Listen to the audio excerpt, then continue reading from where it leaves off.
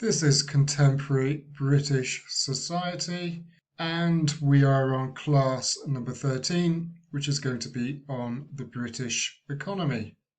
And what I want to do today is, in the first part, briefly sketch how the British economy sort of developed. So we'll take it from the sort of medieval period through to the Industrial Revolution and then into the 20th century. And then in the second part of today's class, we'll look a little bit at the sort of structure of today's economy, think about the key industries, the key sectors in the UK economy. And then perhaps in the sort of concluding part of the class, we'll talk a little bit about some of the most recent developments. So we'll talk a little bit about the impact of the global financial crisis, the Great Recession, as it is sometimes referred to, from sort of 2008 through to 2010. We'll consider some of the aftershocks of that, and then, of course, we'll bring it right up to date and talk about the current pandemic and some of the consequences that this is having for the UK economy.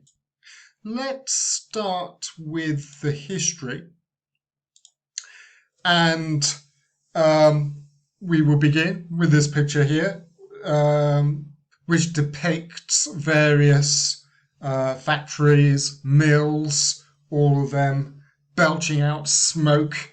Most of them obviously kind of running off coal, steam power, and a picture, I'm not exactly entirely sure where. I should have probably put the reference with the picture, but almost certainly some city in the north of England, possibly Manchester, somewhere like that.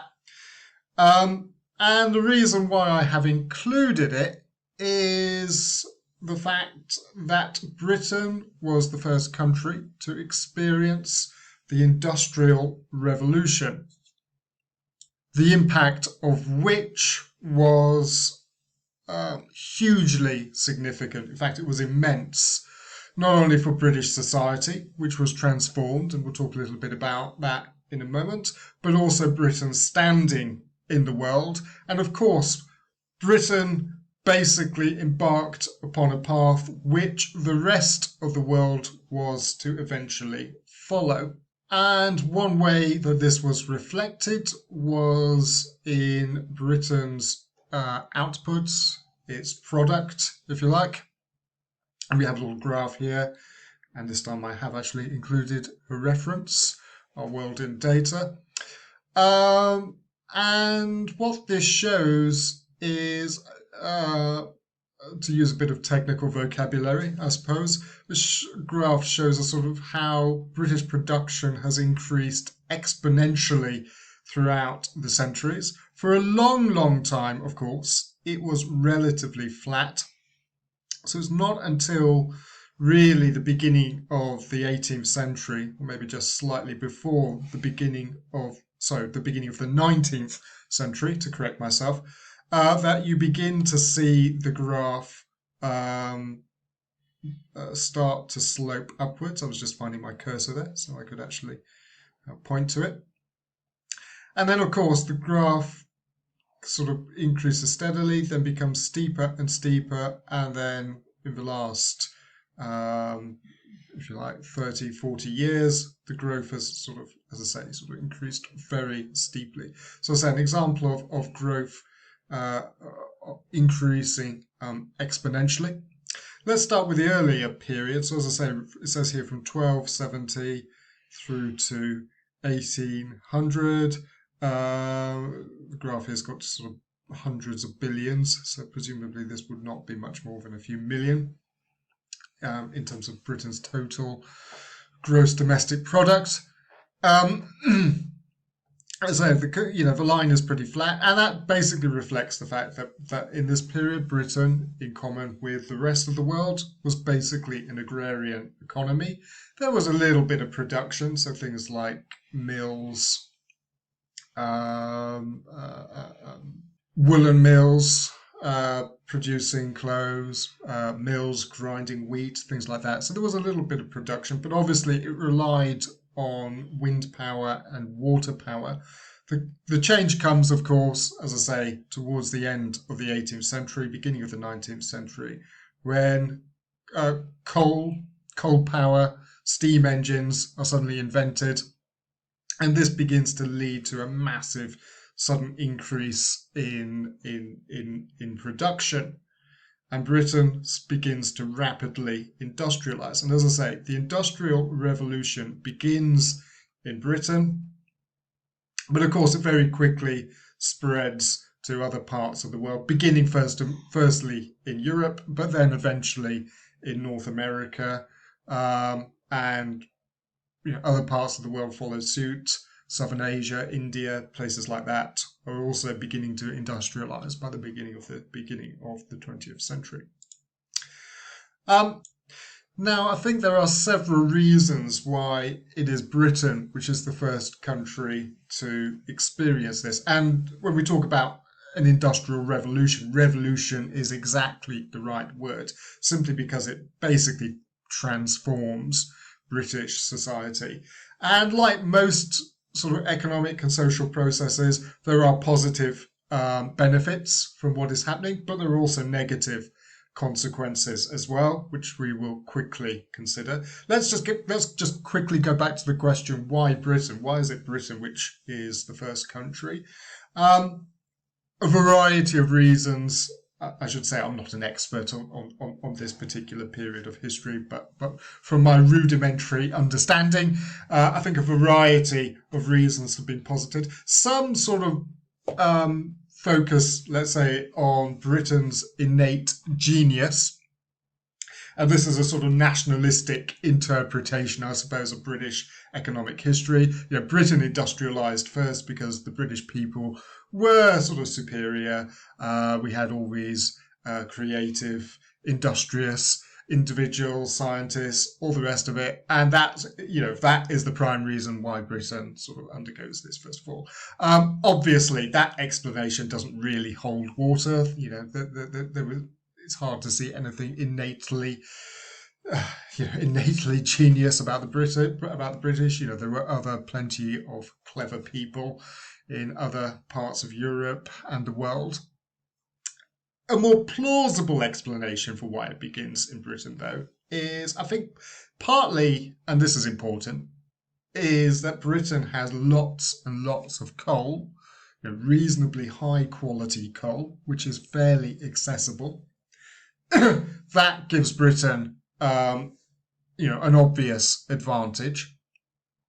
Secondly, I think it's also the sort of political climate and the economic sort of model that the British are pursuing. Should be said that, even before the Industrial Revolution, Britain develops a very sophisticated banking system and financial model, which is one of the reasons why Britain very successfully pays for a whole succession of wars in the 18th century, and does not experience the fate of France at the end of the 18th century, which is basically bankrupt. And it's one of the main causes for the French Revolution. Britain, in contrast to France, through its banking system, is basically able to finance its wars fairly easily. So this sort of leads to, if you like, a sort of not a capitalist economy, but certainly a sort of market economy by the 18th century.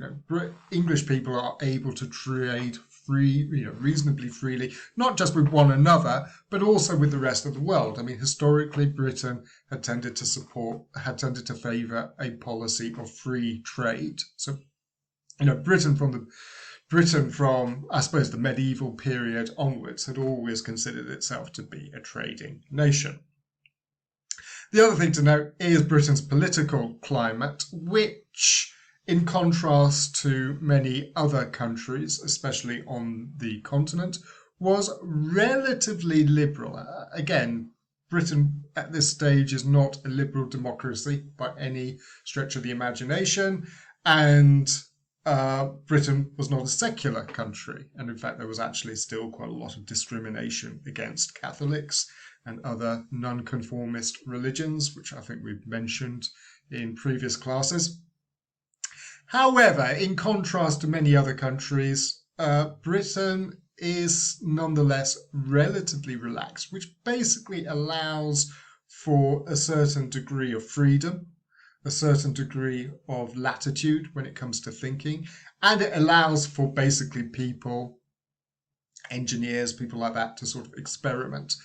So I think all these sort of factors sort of contribute to the beginnings of the Industrial Revolution, when the first inventors, people like Stevenson, and start realizing that it is possible to sort of construct pumps and which basically rely on steam power.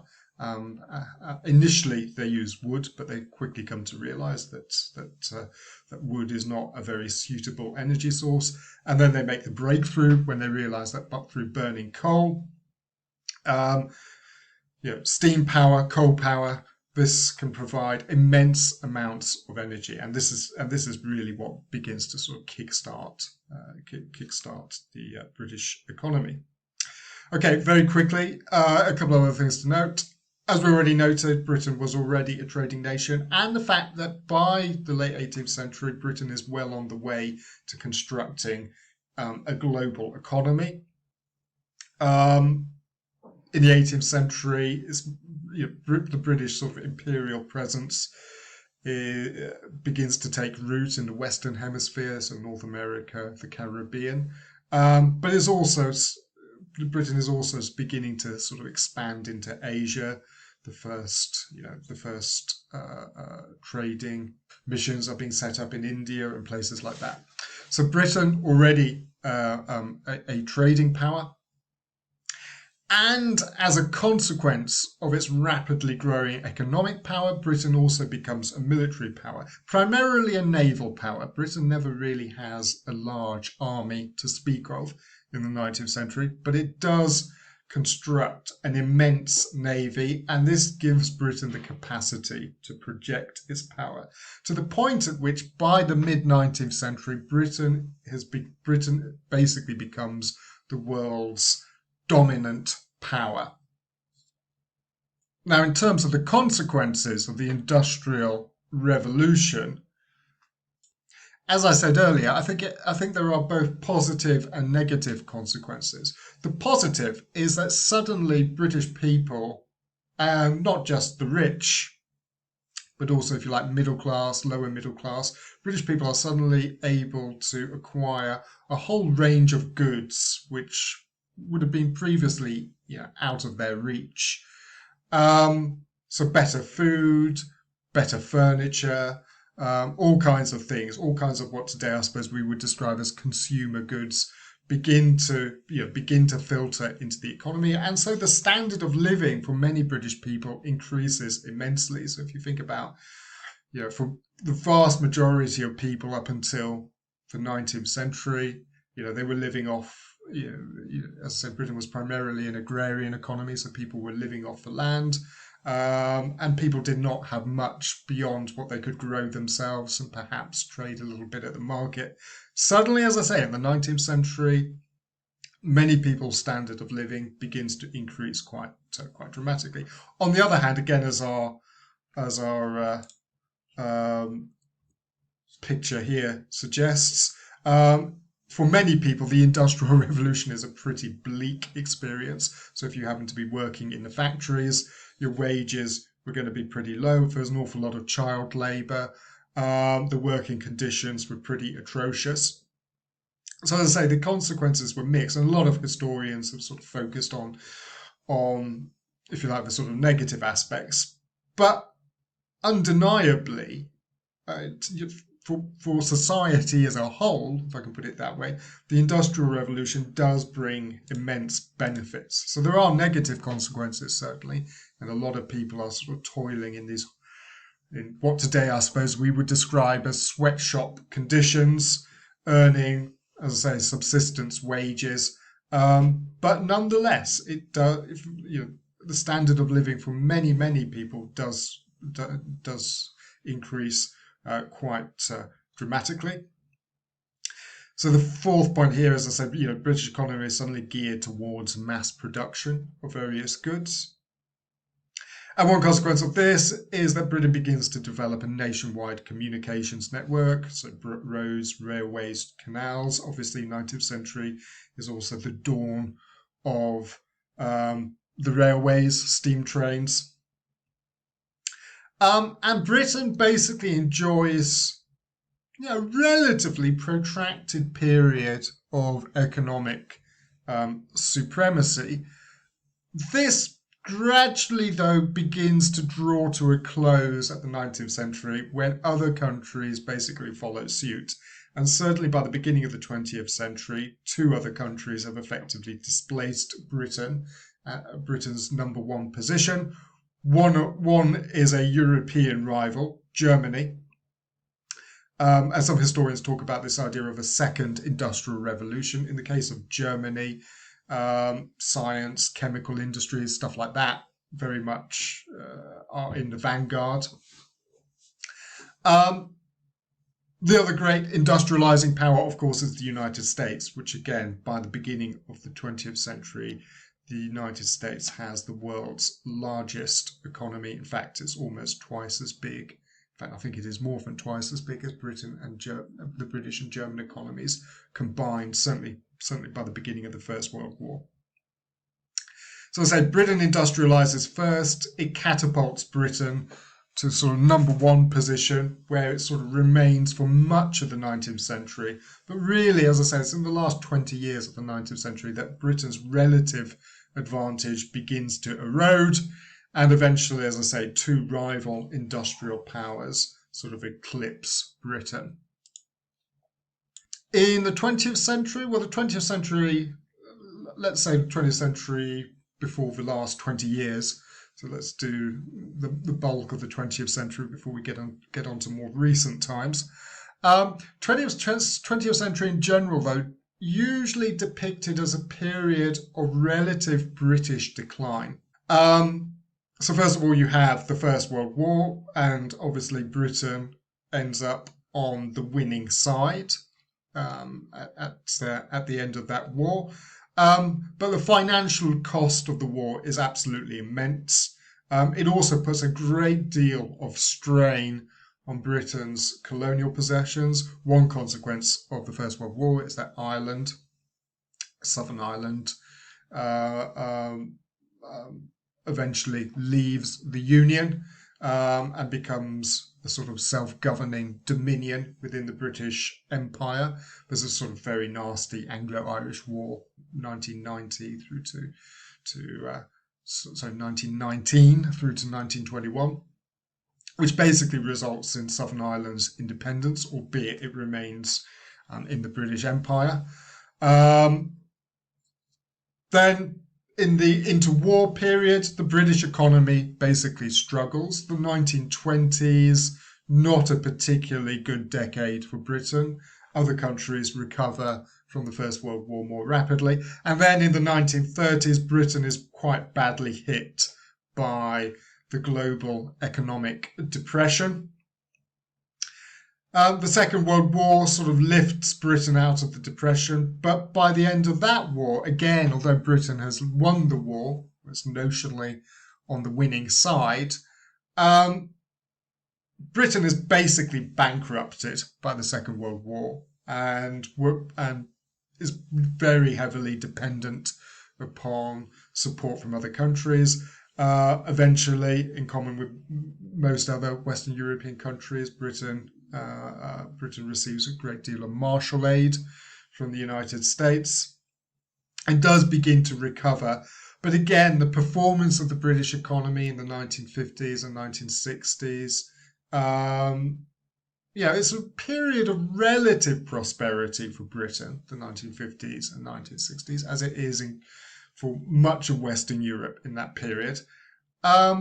But again, in comparison to other countries such as Germany, West Germany, as it then was, Italy, France, the British economy doesn't do particularly well. So whereas the West German economy is sort of growing at an annual rate of about 7% in the 1950s and 1960s, the British economy is around about 2%. So there is economic growth, but nothing like as rapid as as the other thing to note is that, and here I sort of take a slight issue with the textbook account. I'll come back to that in a moment. But one thing I would note is that many historians, anyway, sort of label the post-war period as being the period of consensus in British politics, in the sense that there wasn't a huge ideological divide between Conservative and Labour, between the Conservative and Labour parties in how the British economy should actually be managed.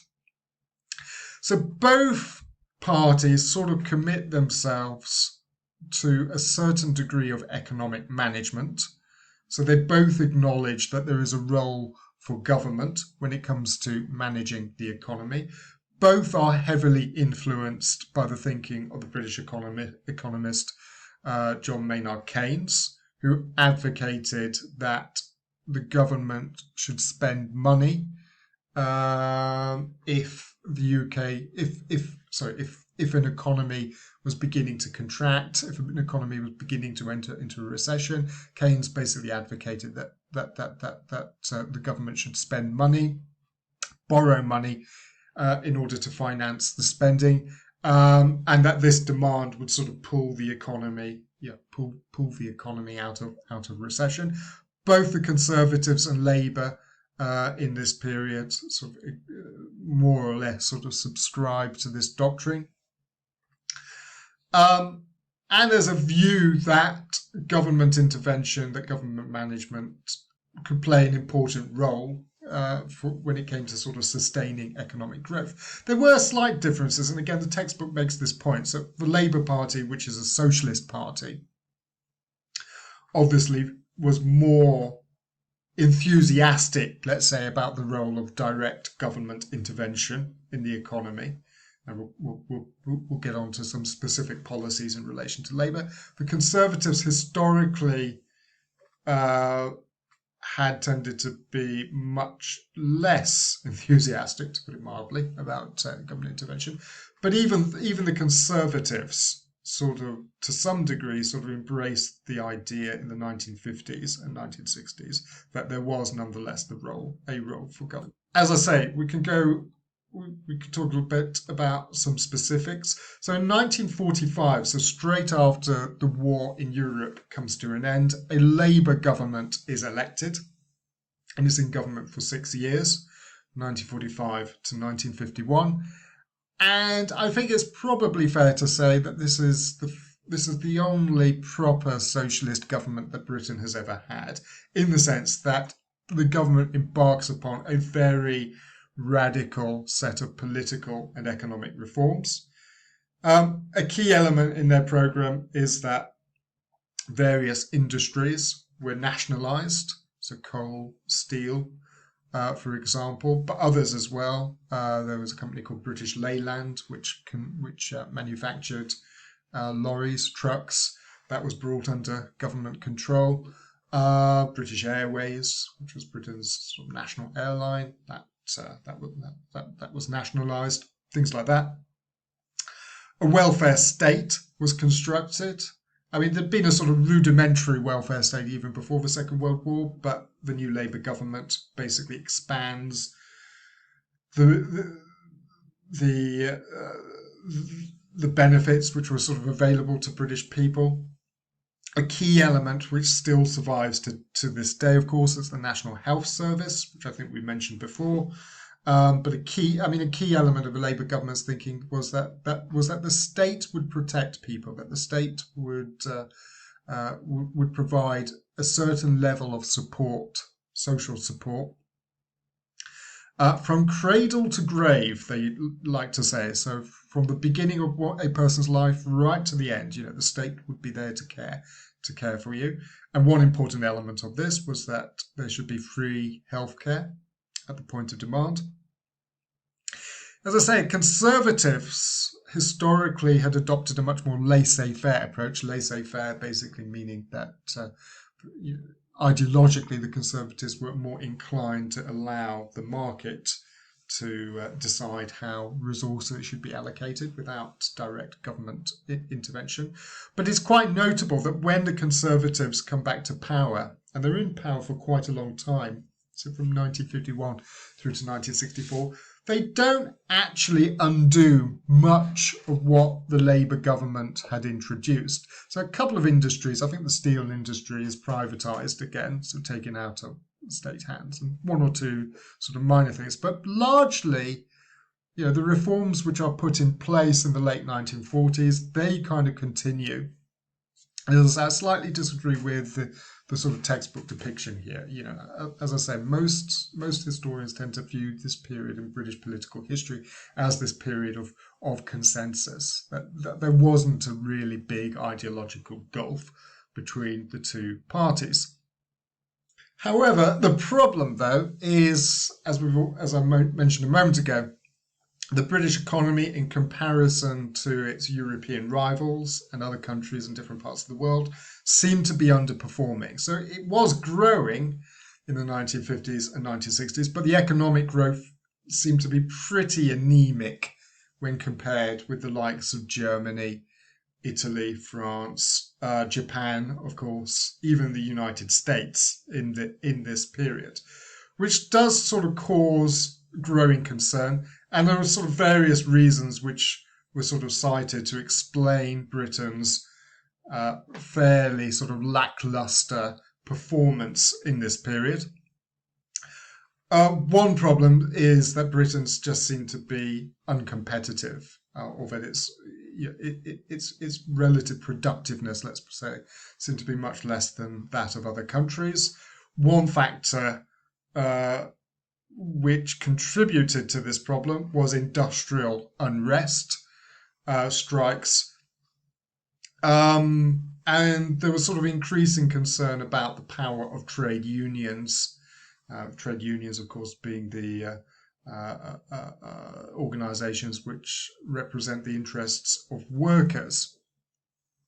So thousands and thousands of days were being lost to strike action in the 1950s and 1960s. Also, I'll mention this in passing. I haven't put it on the slide, but I think we talked about this when we talked a little bit about Britain's attitude towards European integration in this period. But yeah, the British begin to look towards Europe and begin to view Europe as a possible means of making Britain more competitive. So it's no accident that it's in 1961 that the Conservative government first applies for membership of the European Community. De Gaulle basically blocks Britain's possible entry. It's not until the early 70s, it's not until 1973 that Britain finally joins. But as I say, the sort of increasing recognition that Britain's economic performance was sort of falling short sort of contributes to the growth of the sort of more pro-European movement in British politics in this period. The third point there, by the 1970s, the post-war consensus begins to break down. And in particular, the Conservative Party basically starts to jettison the sort of Keynesian economic orthodoxy, which had sort of dominated in the 1950s and 1960s. And a new breed of politician emerges, the most notable of whom, of course, is Margaret Thatcher. And she comes to advocate a much more radical set of she begins to advocate a very sort of radical economic program without wanting to get into the technicalities. It's sometimes referred to as monetarism. And for Thatcher, the great evil that Britain was experiencing was inflation. And it's fair to say that by the 1970s, inflation had become a real problem for the British economy, to the point at which it was sort of contributing to Britain's lack of competitiveness. And if you're a monetarist, you tend to believe that the major contributory factor to inflation is the money supply. So Thatcher comes in and advocates a policy of restricting Britain's money supply as a means of sort of clamping down on inflation. But she also favours other policies, and which are basically sort of geared towards a liberalisation of the British economy. Liberalisation basically meaning reducing taxes, deregulation, and one of the most let's describe it as one of her flagship policies, privatisation. So privatising certain industries. And I remember this period pretty well because this was the period I was growing up. But several important industries were privatised. One of which was British Telecom, which was Britain's only telephone company in the 1980s. This was privatised. Other telecom companies were established to provide a degree of competitiveness in the market. British Petroleum, BP, was also privatised. Again, BP was in public hands up until the late 1980s. Other industries also sort of followed suit. One consequence of Thatcher's early economic policies, so she becomes Prime Minister in 1979, as I say, begins to pursue a very strict monetary policy.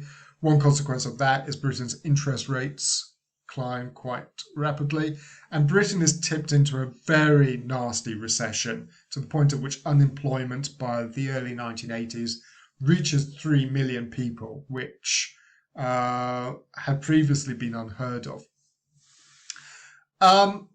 However, after 1983, or after 1982-83, the British economy begins to recover, and in the mid to late 80s, Britain experiences something of an economic boom. And one reason for this is that these policies of deregulation contribute to a big boom in the city. So this is an era of so-called yuppies. Yuppies, which was a sort of acronym for, what was it, young, upwardly mobile people, I think. These were yuppies. So they were sort of driving around in Porsches and going to wine bars in the centre of London and all the rest of it. Also, people were allowed to buy their own council houses. So again, one of Thatcher's big ideas was this idea of a property owning democracy. So as I say, mid to late 80s, suddenly the British economy seems to be doing reasonably well. But then in the early 90s, Britain again is sort of tipped into a recession. And a lot of economic historians talk about boom and bust. There seems to be this sort of cyclical pattern to the British economy. Periods of economic growth, then followed by often a fairly sort of nasty recession. This happens, as I say, in the early 90s, again for a variety of reasons. One reason being the end of the Cold War and German unification. As a consequence of German unification, interest rates in Germany climbed quite steadily, which had a sort of knock-on effect on the rest of the European economy. Nonetheless, the Conservatives win an election in 1992. The economy recovers. And partly because Labour had been out of power for so long, so from 1979 through to 1997, the Labour are in opposition, partly because of the Conservatives' success in winning elections, the Labour Party begins to move to the centre in British politics. So it's sort of jettisons some of its more radical leftist propositions. Tony Blair, who becomes Labour leader and after 1997 Britain's Prime Minister, basically accepts that taxes were not going to be increased. Income tax certainly wasn't going to be increased. That markets were going to remain relatively sort of deregulated. Accepts that in fact even after Labour comes into power, certain parts of the British economy continue to be privatised. They also embraced the idea of private finance initiatives, which is the second point here, in the idea that they would actually raise money from private sources to finance some public initiatives. And it should be said, Tony Blair was remarkably lucky as Prime Minister in the sense that he comes into office at a time when the British economy is doing pretty well. So the economy is growing, unemployment was relatively low. There was lots of money coming into the government through tax revenues. So under Blair and then his successor, Gordon Brown, who becomes Prime Minister from 2007 to 2010. Labour finds itself in a very nice position where it can keep taxes relatively low, but still spend quite a lot of money on public services. So the actual public sector, the part of the British economy which was sort of directly controlled by the government, that does actually expand under Labour from, as I say, 97 through to 2010. So more money is put into healthcare, more money is put into schools and things like that. And it should be said again, the Conservatives, like Labour in the earlier period, Conservatives, after they lose 3 elections in a row, the Conservatives also sort of move to the centre and sort of accept the fact that there is a role for government when it comes to providing public services. This period of relative prosperity, though, comes to an end around 2007, 2008. You have Lehman's Bank going bust in the United States in 2007, and the problems with America's housing market, and many other countries also were beginning to experience problems when it came to the servicing both public and private debt, which precipitates a global financial crisis, and then the Great Recession, which hits Britain pretty hard. Poland was actually one of the very few economies which actually weathered this period pretty well. But as I said, the Great Recession hits the British economy pretty hard. And one consequence of that is that Labour loses the 2010 election. A coalition government, actually, which is quite unusual in the British political system, but a coalition government is constructed, made up of the Conservatives and the Liberal Democrats, and they embark upon what is known as an austerity programme.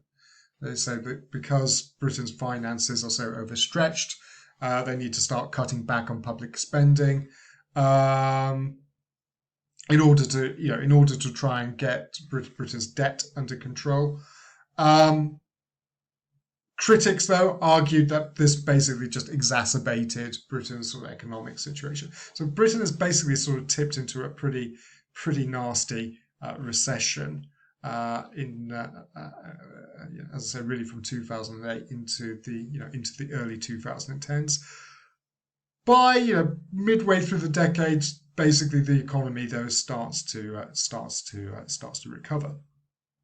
Okay, the slide here, the UK economy today. Britain, if you wanted to describe the British economy today, you would say that Britain has a mixed economy, which is true of most countries. In fact, virtually all the world's countries these days have a mixed economy of one sort or another. If we talk about a mixed economy, it basically means there is both a public and private sector. So obviously there is a public sector, so things like hospitals, schools, which are controlled by the state, but there is a private sector as well. Okay. The only countries which wouldn't have a mixed economy is somewhere like North Korea, a communist country where everything is controlled by the state.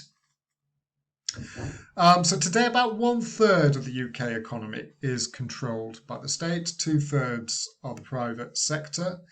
And in terms of what the economy looks like, well, the UK, again, we'll come back to this in a bit more detail in a moment. The UK is often described as a post-industrial economy. Post-industrial meaning there isn't a huge amount of actual industry. So Britain doesn't have a huge manufacturing base anymore. I've got some statistics in a moment which sort of breaks down the UK economy into various sectors. So the UK economy relies very heavily on services. So things like banking, finance, insurance, a retail economy, stuff like that. Another thing to note is that a large part of the private sector consists of what I've referred to as small and medium-sized enterprises. These are SMEs.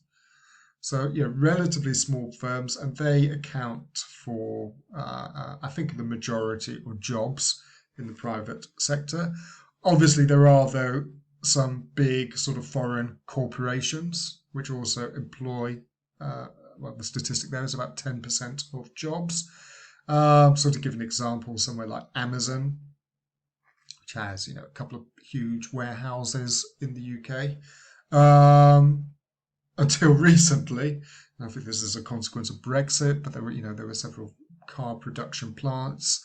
So fairly close to where I used to live, in Swindon, Honda had a big sort of manufacturing plant. Up in Sunderland, I think it's Nissan also had a product, or still has, but I think Brexit is sort of threatening the existence of both. One thing the textbook notes is that there is often sort of controversy when a foreign corporation takes over a British business. I remember in the 1990s, Rover, which was a British car company, was taken over by BMW. And today BMW produces the Mini, which is a sort of classic British car, or an updated version of the Mini. That's based in Cowley, just outside Oxford. Another really controversial takeover was Cadbury's Chocolate, which, a very well established chocolate company, which was taken over by Kraft. And when it was taken over, Kraft promised that they wouldn't close any of the factories. There's a very big, or there was, I should say, a very big chocolate production plant in Bourneville, which is just outside Birmingham. And there were promises that this would be kept open. Of course, what happened is, Kraft took it over and then very shortly announced that they were going to close it. So there is a sort of perception that when British businesses are taken over by foreign corporations, it often results in job losses and factories being closed down and things like that. So that has become quite controversial. That's possibly a sort of contributory factor to Brexit. I mean, I certainly think a lot of people were asking where the sort of relatively well-paid industrial jobs, which were quite accessible, I suppose, or quite prolific in the past, where these had sort of disappeared to. Okay, so as we've already noted, since the Second World War, I think most economic historians would largely agree that overall the United Kingdom's economic performance has been one of relative decline. And I suppose the sort of key feature of the British economy, again, we've already noted this in passing, is the sort of deindustrialization of key industries, which really, I suppose, got underway in the 1970s. I suppose the process of deindustrialization began in the 1970s, but accelerated through the 1980s.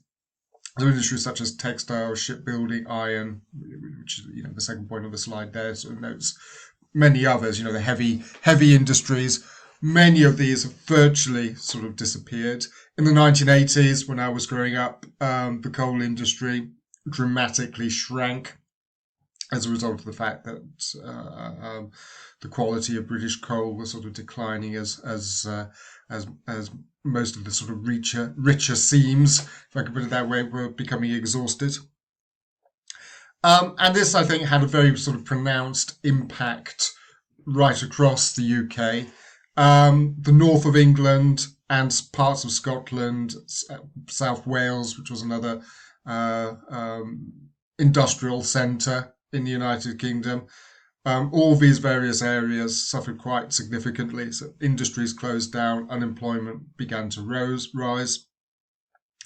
And while the EU and the British government attempted to mitigate some of the worst effects of all of this, there've been, in parts of the UK, so, and I think notably somewhere like Liverpool, for example, there has been quite a lot of economic blight. And we alluded to Thatcher earlier, who was in government during the 1980s. And again, I would say her record is mixed. I mentioned earlier, I think that she sort of divided opinion. One notable, I suppose, boon to the UK economy was the discovery of North Sea oil in the 1970s. So Britain actually became quite a significant oil producer, which resulted in quite an important income stream coming into the country. But again, the effects of this were somewhat mixed. I think many would argue that this revenue wasn't particularly well used. You contrast that with a country like Norway, which basically established a sort of social fund and use the revenue for things like investment. Nothing like that actually happened in the UK. It also actually pushed up interest rates quite highly and quite significantly, and the value of the pound increased on the world's currency markets, which made it more difficult for the UK to export abroad. And then you have the policies of the Conservative government itself in the 1980s and into the 1990s. Again, we sort of alluded to that earlier, with Thatcher pursuing a sort of monetarist policy, trying to squeeze out inflation, which tipped the country into quite a severe recession in the early 1980s. But policies of deregulation, particularly in the city, and we'll come on to the city in a moment, and in other areas, did lead and in the property market as well. That did lead to a quite significant sort of economic boom. But again, going back to the point I made on the previous slide, the benefits of this boom were not evenly felt. So in the south of England, and especially around London and the home counties, these were pretty prosperous times in the mid to late 1980s. Whereas in the north of England and in other parts of the UK, well away from London, well away from the sort of big metropolitan centres, they continued to sort of suffer the consequences of the UK's sort of relative decline, especially its sort of industrial decline. So as I say, opinion sort of divided on the success of these on these policies. UK comes out of recession in the mid-1990s, and then, for about a decade, so really maybe slightly more than a decade, so really from the mid-90s through into the later 2000s, the UK economy again experiences something of a boom. So, relatively high economic growth rates. In fact, actually, I think, for the first time since the Second World War, the UK starts to outperform some of its continental neighbours. Unemployment almost sort of disappears. And to some extent, I think you can say this sort of UK's reputation, its economic reputation, its reputation for being, having a well-managed economy, that to some extent sort of revives. But then is again badly hit by the financial crisis. 2008. Critics argued that the British government had not sort of prepared thoroughly enough for a potential economic shock during the years of relative prosperity. And it was Gordon Brown, who had been previously the Chancellor of the Exchequer for 10 years, that's Britain's finance minister, who replaces Tony Blair as Prime Minister, just at the moment where the British economy and indeed the global economy starts running into difficulties. He takes the decision to nationalise two banks, one of which was the Royal Bank of Scotland. Another was a smaller bank, Northern Rock. These are brought into state control in order to prevent their liquidation. And yes, the UK economy shrinks quite dramatically as a consequence of the Great Depression, and it's not really, the UK economy takes a good 3 or 4 years before it starts to recover. One consequence of that is that a Conservative and Liberal Democrat coalition are elected, and they pursue a series of policies which are sort of labelled austerity. So they dramatically cut public spending, try to sort of balance the books meaning try to reduce the amount of borrowing that the British government was having to undertake. Critics of these policies, though, they argue that they basically just exacerbated the rather sort of dire economic situation that the British economy found itself in. Another really important part, in fact, probably one of the most significant parts of the British economy, is the City of London. So the city is where the big banks and finance houses are located, or many of them are located. And it's obviously a very sort of historic part of London. We can see in this photograph a picture of the Bank of England, which is the UK's central bank, which was nationalised by the Labour government after 1945, so brought under state control. But since 1997, has sort of operated independently of the government. So it's the governor of the Bank of England, and there's a committee responsible for this, whose job it is to set the interest rate for the pound. And he has a brief basically to keep inflation under control.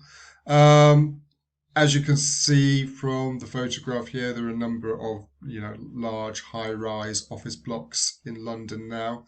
I think the triangular one just behind the bank, there is a relatively new building known as the Shard. Another famous building, it's not in the photograph, but office block is known as the Gherkin because it's shaped like a gherkin. And you often see it in films and things like that, which have been shot in London. So yeah, for the moment at least, the UK remains one of the big financial centres of the world. In fact, it's probably number two. Obviously, New York is the sort of global financial centre. Historically. And again, I think I referenced this earlier. Historically, Britain has always had a very strong financial services industry. It goes all the way back to the Middle Ages, and some of the main financial institutions, places, things like Lloyd's Insurance, or the London Stock Exchange. They've been around for a long time. And for a while, in fact, for well over a century, Britain was the world's financial centre. It's not really until the 1920s and 1930s that New York emerges to become a rival and eventually eclipses London to become the world financial centre. But as I say, even today, Britain relies quite heavily on providing financial services. As I say, most of the kind of old historic houses, banks are located in the City of London. More recently, though, Canary Wharf, which is located in the docks in East London, has also become quite an important financial hub. So a number of big banks have constructed office blocks there. As I mentioned, Bank of England is the UK's central bank, independent, responsible for controlling inflation. And then, of course, you've got various sort of high street banks, which ordinary people use for current accounts and things like that. So, the main British financial banks are places like Barclays, HSBC, which used to be the Midland Bank before it got taken over, NatWest. I'm a NatWest customer. yeah, these are the main sort of retail banks, and then you've got a number of very old, prestigious merchant banks which provide important services. I say to people, but you would have to be pretty damn rich to use that to need their services. But also, they loan money to businesses and provide other businesses like that. The LSE, that's the London Stock Exchange, not the London School of Economics. And other foreign exchange markets also located in the city. As I say, the city is one of the financial centres, so there are a number of sort of markets located in the city. These days, of course, they are basically electronic. In the past, you used to have people physically trading on the floor or in the pit in various markets, but today it's all computerized, obviously. Um, yeah, I think the reputation of the financial industry, though, has taken quite a big hit in Britain since the financial crisis. There are a number of stories in the British press about bankers receiving huge bonuses just at the moment when unemployment started rising quite dramatically. A lot of people blamed the financial industry and the banks for the crash in 2007, 2008. Um, so as I say, yeah, the reputation of the financial services industries has taken something of a hit. Nonetheless, I say it's an important part of the economy. It does produce an awful lot of tax revenue. Um, I haven't. Well, I think I might say it on a later slide, but I think potentially Brexit could actually have quite a significant impact on on the banking sector and on finance houses, and maybe I'll come back to that. And we've got a couple of graphs which give an indication of the way that the UK economy is structured today. This is 2018, which was about the most recent that I could find. Um, and yeah, it sort of gives you an indication of where, which parts of the economy people tend to be working. The biggest sector, according to this, is government, health, education, defence. So this is basically the public sector, which about a quarter of the UK workforce seems to be part of. Professional and support, not quite sure what that would be. But obviously we're talking about things like that. Retail, wholesale. This is this is shopping, shops sector. Manufacturing, 8%. So there is still, a small part of the UK economy accounts for manufacturing. As I say, a lot of that will be foreign corporations operating from the UK. So as I say, like Honda in Swindon, etc. Accommodation, food, transportation and storage, construction, etc., etc., etc. Finance and insurance. I'm slightly surprised that the percentage is so low for that. Real estate, that's property. Mining, extracts, and just 1% in agriculture. Um, that's where people are employed. If you look at output, and this is an index, so starting at everything starting at 100 in 1990. Whole economy sort of growing. You can see this little dip around 2008, 2010, but then sort of recovering again. Manufacturing is sort of fluctuating up and down, but not significantly increasing in this period. But the big area of growth is services. So as I say, UK relies very heavily on its service sector. Sometimes economists refer to these as sort of invisible goods. But as I say, potentially Brexit could have a huge impact on this because as part of the single market, UK banks, finance houses, whatever, were able to trade pretty freely with their European neighbours. Well, now Britain's withdrawn from the single market. This is going to become much, much more difficult. And there are already signs that some banks, insurance companies, etc., are beginning to, if not relocate, then perhaps start investing more in places like Berlin and Paris. So potentially the finance industry could take quite a hit as a result of Brexit. And I think that's one of one of the sort of biggest criticisms that have been made of the Brexit agreement, that withdrawing from the single market is going to hit Britain particularly bad, simply because it does rely so heavily on its service sector, and particularly its particularly when it comes to financial services. And as I say, it's going to be much, much more difficult for UK banks, insurance companies, etc., to operate in the European market now that Britain has withdrawn from the single market. The free trade agreement that the UK economy signed with the EU when the UK withdrew really only applies to visible goods. Visible goods meaning solid products that are traded. They don't really. It doesn't really cover the service industry. So it's going to be interesting to see how well the finance industry is going to cope post Brexit. A final point, then we'll just bring it right the way up to 2020. Textbook kind of basically has a short section on trade unions. And trade unions still exert a reasonably strong influence on the UK economy, although nothing like as strong as they have done in the past. Historically, the trade unions have been very closely affiliated with the Labour Party. In fact, it was the trade unions that actually established the Labour Party. The Labour Party, obviously, being the sort of political party which was there to represent the interests of the workers.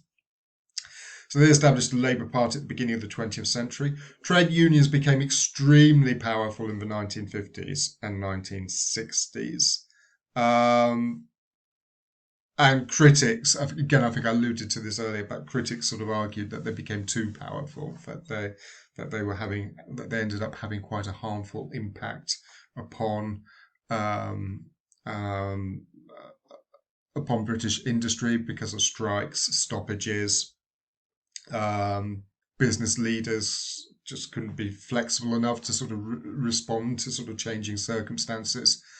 And that was certainly the Thatcher government's critique. When Thatcher comes into government in the 1980s, one of her big missions is to sort of break the powers of the unions, and in this she is pretty successful.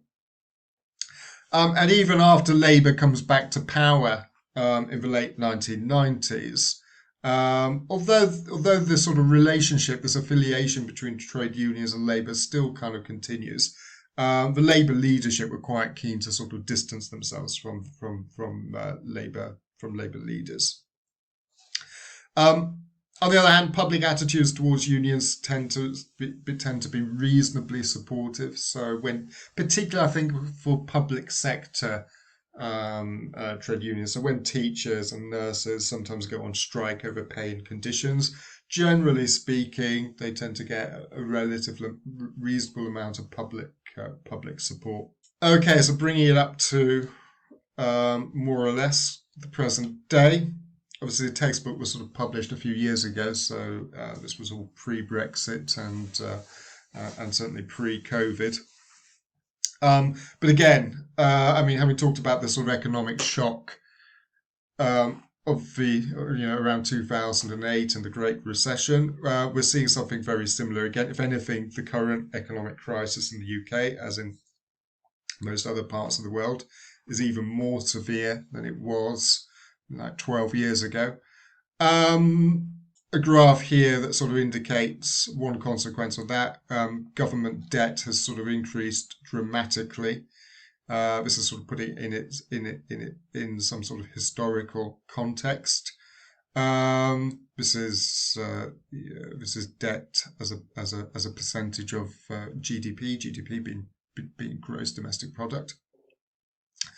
And this was October 2020, so 3 or 4 months ago. So presumably it will have sort of increased still further since then. But you kind of get a sense there of it being sort of relatively low a few years ago, sort of steadily increasing, but partly as a consequence of the Great Recession, and now suddenly kind of going up further and further. And a lot of analogies have sort of been made to a sort of wartime situation. If you look at the graph here, you can see British debt peaked after the Second World War.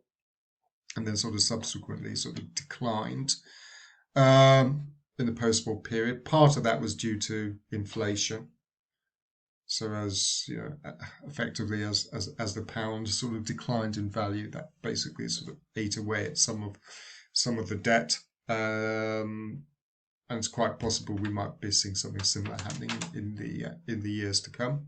Um, the other existential shock, as we've just mentioned, is Brexit, and again, it's too early to see exactly how that is going to pan out. But the first signs aren't exactly encouraging. There have been lots of reports of British lorries queuing up at various British ports to export things to the continent. Now needs to go through customs controls. Forms need to be filled out, all of which sort of takes time, and all of which adds additional costs to business. Proponents of Brexit say that this is a price worth paying because it will allow Britain the flexibility to trade with other parts of the world. Critics, and I'm one of them, argue that the flexibility to trade with the rest of the world isn't going to compensate for the fact that Britain's finding it more difficult to trade with its nearest neighbours. So countries tend to do most of their trade with neighbours. So the idea that Britain is going to have a burgeoning trading relationship with China or India or wherever, Peru, to compensate for the fact that it is trading significantly less with France or Belgium or Germany or whoever. That, I have to say, I'm pretty skeptical about this. But we will see. Maybe I will be proved incorrect. But yeah, one consequence of COVID, obviously, is that the economy has again sort of shrunk. The British government has borrowed heavily to try and mitigate the worst effects of the economic crisis. So there have been various schemes which have been opened up, such as furlough schemes, where employers who have had to basically sort of suspend their workers for lack of business, the government has sort of stepped in to pay for their salaries temporarily to try and minimise consequence of unemployment. I think there is a hope that with a vaccine being rolled out, and the UK is sort of leading, this is one area at least where the UK does seem to be leading. Already people are getting, a fair number of people have been vaccinated. I don't actually have any statistics in front of me. I do know my parents were vaccinated a couple of days ago. So I think the hope is that perhaps with the vaccination, the pandemic will eventually be sort of contained and ultimately overcome, or at least there will be a sort of movement towards some kind of normality again in the not too distant future. And I think the hope is that this will mean that the UK economy and the economies of other countries as well will sort of rebound reasonably quickly. That's the hope. Whether that actually is the reality is again, it's too soon to know. But for now, at least, yeah, as I say, the COVID and Brexit between them, I think they have kind of dealt two quite significant blows to the UK economy. And as I say, one consequence of that is British debt has increased quite dramatically. And a lot of analogies have been made to a sort of wartime situation where, the government is basically having to borrow billions and billions of pounds simply just to, as I say, to limit the damage and to give people and to give businesses some support during this crisis. Okay, I will end on that note, and I will speak to you soon.